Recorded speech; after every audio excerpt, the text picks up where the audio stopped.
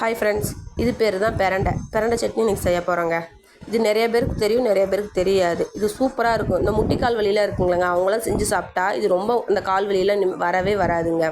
நாங்களாம் எப்போ கிடைச்சாலும் எடுத்துக்கிறோங்க. இது எங்கள் வீட்டு பக்கத்தில் சந்தையில் கிடைக்கும்.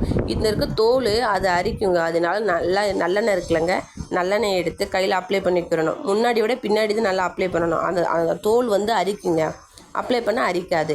அதை எடுத்து ஒரு பீஸ் எடுத்து ஒரு கத்தியில் நாலா பக்கட்டும் சீவி எடுக்கணும்.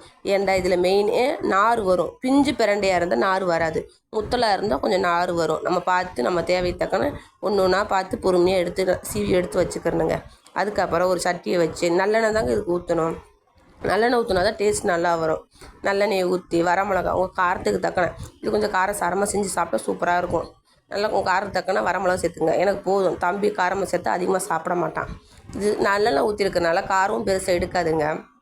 அது கூட நம்ம எடுத்து வச்சுருக்கோம்ல, கழுவி வச்சுருக்கோம்ல பிரண்டையை சேர்த்து நல்லா அந்த எண்ணெயும் வரமிளகும் நல்லா வதக்கின பிறகு பூண்டு 4-5 பல் பூண்டு எடுத்து அது கூட நல்லா வதக்கிடணும். இதுக்கு இன்னொன்று வேண்டாம், சின்ன வெங்காயத்தையும் போடணும். பெரிய வெங்காயம் போடக்கூடாது. சின்ன வெங்காயம் போட்டு நல்லா வதக்கிடுங்க. இல்லாதவங்க பெரிய வெங்காயம் போட்டுக்கலாம். அதுக்கப்புறம் சீரகம், மிளகு இது ரெண்டையும் சேர்த்து நல்லா வதக்கி விட்டுக்குங்க. வதக்கி விட்ட பிறகு தக்காளி 2 தக்காளி எடுத்து போட்டு நல்லா வதக்கிடுங்க. வதக்கின பிறகு கொஞ்சம் புளிப்பு, காரம், உப்பு இதெல்லாம் சேர்க்கும்போது சட்னி சூப்பராக இருக்கும்.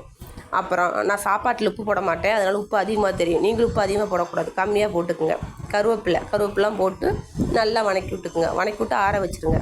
ஆற வச்ச பிறகு ஒரு மிக்ஸி ஜாரில் எடுத்து அரைச்சிருங்க. இது ஒயிட் ரைஸ் கூட சுட சாதத்தில் போட்டு சாப்பிட்டா அவ்வளோ அல்டிமேட்டாக இருக்கும். அது கூட நல்லெண்ணெய் ஊற்றி அப்பளம் வச்சு சாப்பிட்டு பாருங்கள், சூப்பராக இருக்கும். பிடிச்சா ஷேர் பண்ணி கமெண்ட் சப்ஸ்கிரைப்